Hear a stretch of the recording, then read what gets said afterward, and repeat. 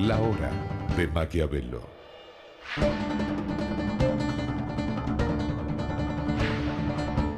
Para conocer a los que están detrás del poder.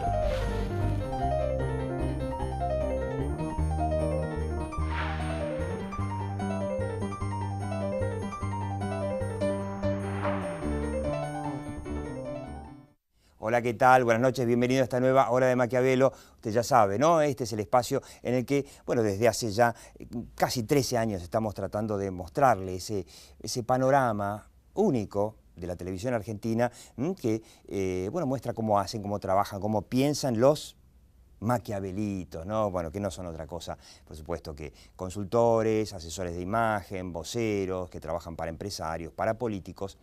En esta Hora de Maquiavelo vamos a tocar uno de esos temas clásicos, que es el famoso silencio empresario. Pero antes, quería abordar un tema que en algún momento se va a tener que hablar en la Argentina, que es el enorme costo del relato. O sea, más allá de que la gestión del gobierno de la presidenta Cristina Kirchner no lleva al país por buen camino, el país está en una situación de crisis, de inflación, de recesión, de falta, no, de ausencia absoluta de inversiones, pérdida de puestos de trabajo. El relato en sí, el solo relato, tiene un costo que va mucho más allá de la pauta publicitaria del gobierno, que, bueno, según dicen algunos es monstruosa, que algunos hablan de 10 millones de pesos por día en pauta publicitaria del gobierno nacional solamente. El relato tiene costos. Te voy a dar un ejemplo. Allá por el 2005, hace mucho tiempo, el entonces presidente Néstor Kirchner un día agarró y dijo al FMI, le pagamos, dijo así, más le pagamos, minga, le tiramos la plata por la cabeza y nos liberamos del fondo. Y algunos economistas que en aquel entonces los medios escuchaban poco, decían, bueno, pero no es necesario, el fondo no te condiciona, mientras vos le pagues puntualmente con una tasa de interés, una tasa de interés del 4%, que era lo más barato que podía conseguir la Argentina en ese momento de crédito. Bueno, el relato era que teníamos que pagárselo, tirarle todos los 10.000 millones de dólares que le debíamos por la cabeza y nos liberábamos del fondo. Y bueno, se hicieron después spots publicitarios famosos que hasta ganaron premios con la liberación del Fondo Monetario Internacional. ¿Qué pasó? Al año la Argentina tuvo que ir de rodillas a pedirle a Hugo Chávez que le preste la misma plata, pero claro, Chávez, con lo que es digamos, la solidaridad bolivariana, le pidió 15% a la Argentina. Si hacen la cuenta de la diferencia, esos 10 puntos son 1.000 palos por año. 1.000 palos por año. En todos estos años, por esos 1.000 palos por año, se podrían, a ver, te tiro algunos datos que se me ocurren así nomás, haber resuelto todo el problema de transporte ferroviario, por lo menos en el conurbano. No hubiese habido tragedia de Once, por ejemplo. Se podrían haber construido miles de kilómetros de autopista, muertes que se hubiesen evitado en accidentes. Se podrían haber construido hospitales, escuelas. Se podría haber resuelto, por lo menos en parte, la crisis energética que sufre ahora la Argentina. Costo del relato. Otro relato, nacionalizamos YPF, y le sacamos, se la quitamos a Repsol de un saque, ¿no? Y recordamos al ministro de Economía, aquel entonces, bueno, sigue siendo ahora, por supuesto, Axel Kicillof, diciendo que no le vamos a pagar un peso, ellos nos van a pagar a nosotros. Resultado, no vinieron inversiones, no vino un mango, salvo algún acuerdo secreto medio raro con Chevron, hasta que la Argentina no fue y le pagó todo lo que pidió Repsol. Es más, creo que le pagamos más de lo que nos pidieron para que nos levanten los embargos que nos habían puesto los juicios que nos habían puesto por la expropiación indebida que se hizo en ese momento. Todo muy festejado, pero finalmente les tapamos la cara a billetazos. Bueno, ahora, nuevo relato, que también tiene su costo. Al final resulta que el nuevo presidente del Banco Central, el señor Vanoli, se reunió allí en Washington con banqueros y nos enteramos a través de la columna de Marcelo Bonelli en el diario Clarín, ¿qué les dijo a los banqueros? Y les hizo un guiño, les dijo, che, pero escúchame, en enero, cuando cae la cláusula Rufo, a los buitres les vamos a pagar, quédate tranquilo. Otro relato. Ahora, este relato de que ahora decimos patria o buitre y los opositores que están en desacuerdo son buitres y los periodistas que criticamos somos buitres, este relato de sumir a la Argentina en este default, desacato, con aislamiento absoluto del país, es lo que está haciendo que el del cepo pasamos al recontra cepo, que del cepo de las importaciones pasamos prácticamente al parate total, parate de la economía completa, inflación que sigue a lo loco. Todo eso tiene un costo de argentinos que pasan hambre, que la pasan mal, que pierden sus trabajos. Es el costo del relato. Yo creo que una de las cosas que habría que hacer en el 2015, o por lo menos cuando se vaya el gobierno, es analizar cuánto cuesta el relato. Bueno, vamos a hablar ahora, en la hora de Maquiavelo, quédate, porque vamos a hablar nuevamente de uno de nuestros temas tristemente favoritos, el silencio de los empresarios. Quédate. La hora de Maquiavelo.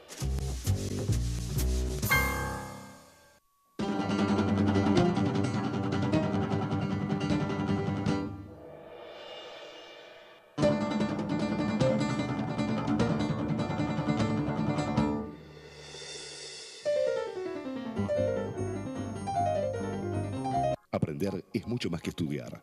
Universidad Abierta Interamericana. www.uay.edu.ar. El futuro sos vos.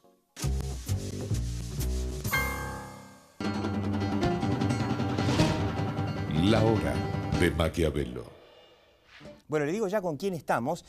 A mi izquierda, a su derecha, Daniel Jameson, ya lo conoce el hombre, además de ser un gran teórico de la comunicación, que siempre se la pasa pensando cómo explicar cómo se comunica mejor. El hombre asesora a empresarios y a políticos. Y tenemos un invitado especial, sumamente interesante. Es Miguel Ponce, el hombre es ingeniero, pero se hizo muy conocido en las últimas semanas como director de Relaciones Institucionales de la Cámara de los Importadores.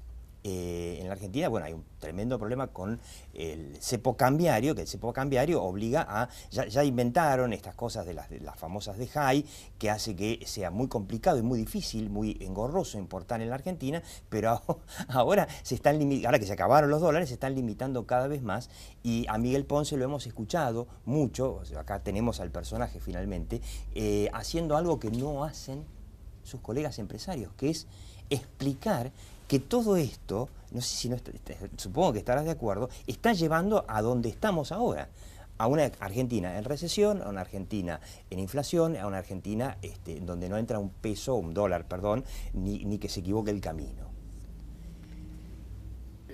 Dada la palabra, sí, yo creo que has relatado un poco el cuadro de situación, que en realidad lo que está ocurriendo es que a partir de que el 30 de julio no ocurre lo que el mercado esperaba, en realidad... Que era que se resolviera el tema de los holdouts. Claro, porque como vos decías en la introducción, hay un hilo conductor entre varios puntos y varios hechos que llevaban a ese arreglo. Claro. Si habíamos hecho lo de YPF como se hizo y se había terminado de resolver... El Club de París, que se le prometió pagar CIADI, todo.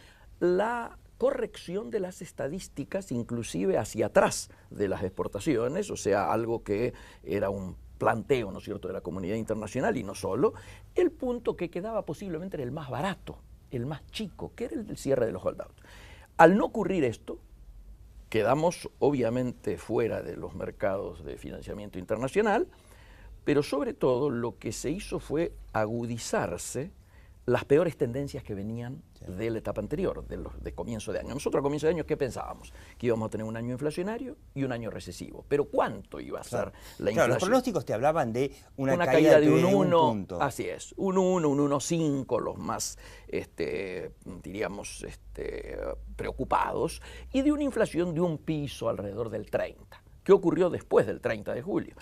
Las previsiones van al doble, estamos hablando de una caída de un 3, 3,5, y un piso inflacionario que ya estamos 41, 42, 45. A todo esto hay que recordar, no hay, ni tampoco lo hubo en los últimos años, en el mundo, excepto Argentina, un país que cayera el 3% del PBI. En efecto. La anterior comparación es la Argentina de 2009. De 2009. Por eso, entonces, ¿qué es lo que pasa?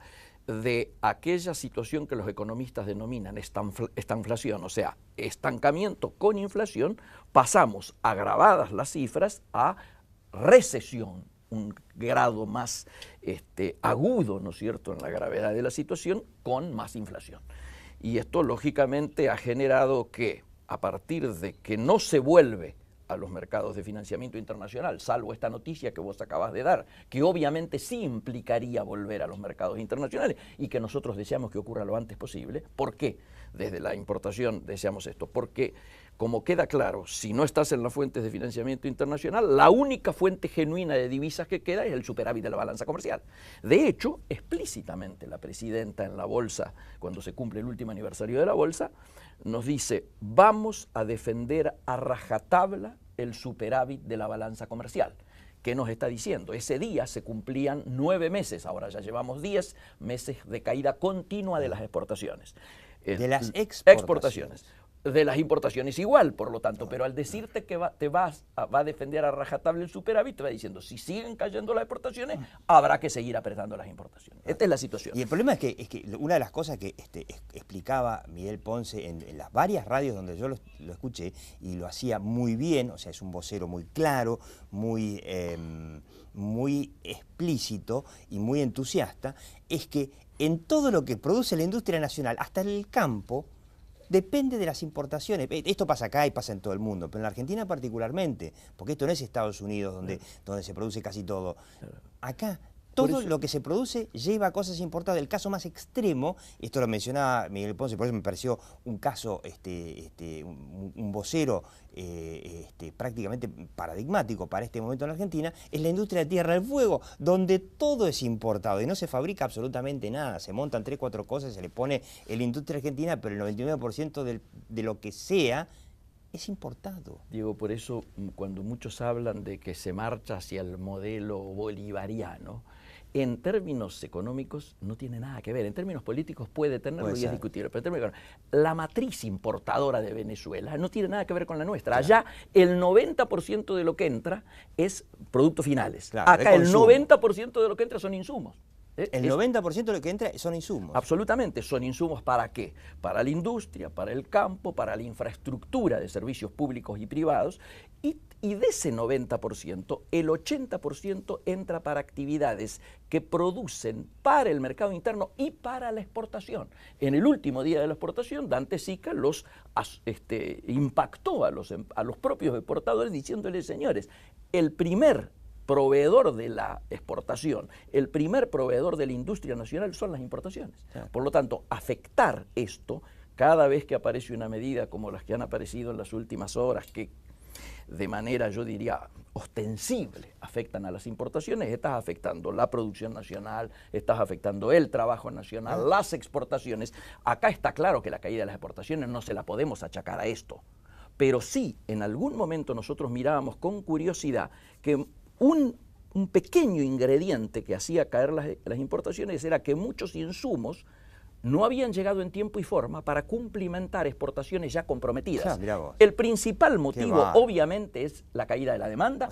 Son mercados que se pierden, porque si vos no cumplís, te pasa como con la carne. Cuando prohibieron las exportaciones, cuando el famoso Moreno prohibió las exportaciones de la carne, empezamos a perder los mercados y se benefició Uruguay, qué sé yo, y acá cerraron todos los frigoríficos dejando gente en la calle. Ahora, Daniel Jameson, ¿cómo lo ves? ¿Cómo ves al empresariado? Comparándolo con un Miguel Ponce que sale y habla y dice todo lo que tiene que decir, con un empresariado que sigue callado.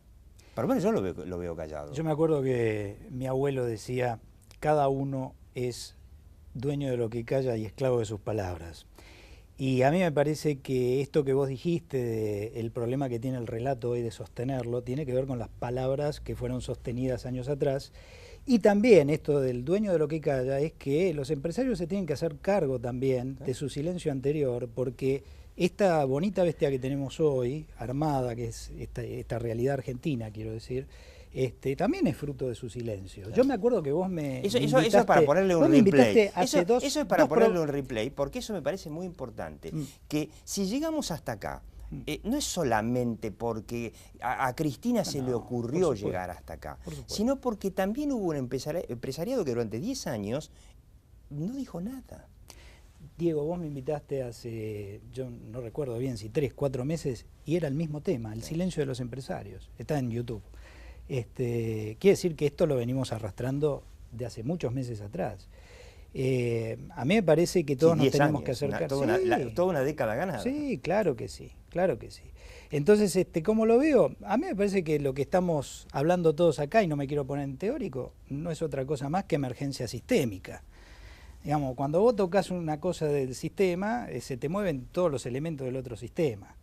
Entonces, es lógico, cuando vos cerrás, como bien explicaba Miguel, el tema de las importaciones, para un país que vive fundamentalmente de insumos, de importación para poder producir localmente, y estás modificando todo el esquema. ¿Cómo ven a la oposición? Porque este silencio, está bien, la oposición no es que se calla la boca, que no se anima a hablar, uno entiende. ¿Qué oposición?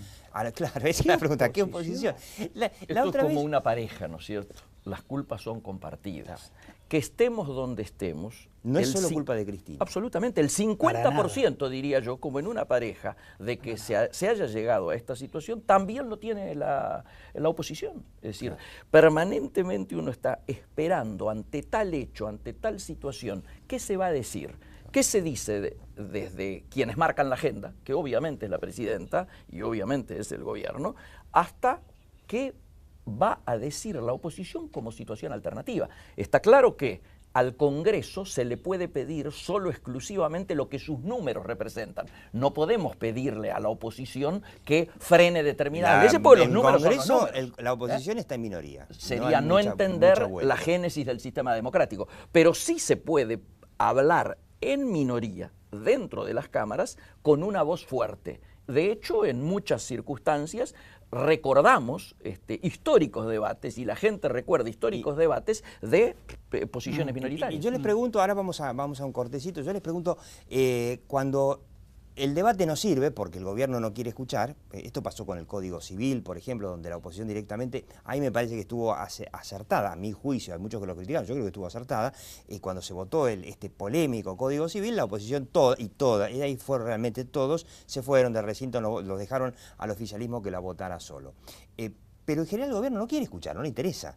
Entonces, alcanza con decir, bueno, está el Congreso, o los empresarios tienen que tener más Migueles Ponces, o la oposición tiene que tener un poquito más de presencia, no solamente en los medios, sino quizá, yo pregunto, vamos a un cortecito, los dejo pensando a los dos, quizá como fue en el 2012, en la calle, ¿no? Ahí venimos.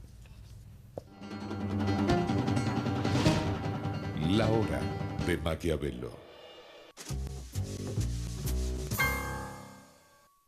El juego sin límites pone en riesgo tu salud. Te podemos ayudar. Infórmate al 0800-666-6006. Instituto de Juegos de Apuestas. Jugar compulsivamente arriesga tu salud. Gobierno de la Ciudad de Buenos Aires.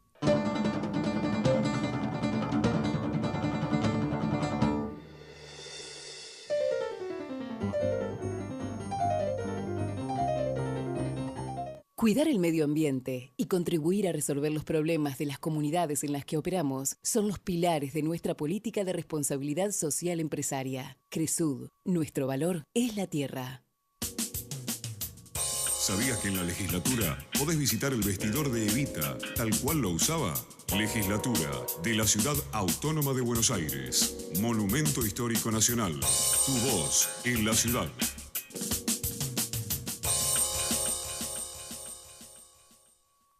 ExxonMobil, líder en tecnología para la operación segura y eficiente de recursos no convencionales de gas y petróleo, está contribuyendo con el progreso del país desde sus operaciones en la provincia de Neuquén.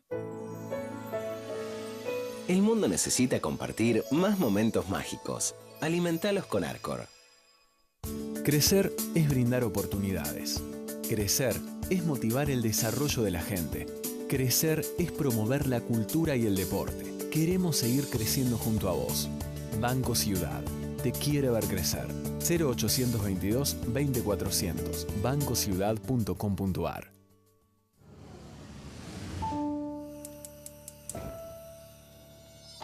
Con poco haces mucho. Haciendo un uso eficiente del gas, podés reducir los gastos de tu casa. Es tu decisión. Encontrá más consejos en metrogas.com.ar. Colegio de Escribanos de la Ciudad de Buenos Aires. Consejo Federal del Notariado Argentino.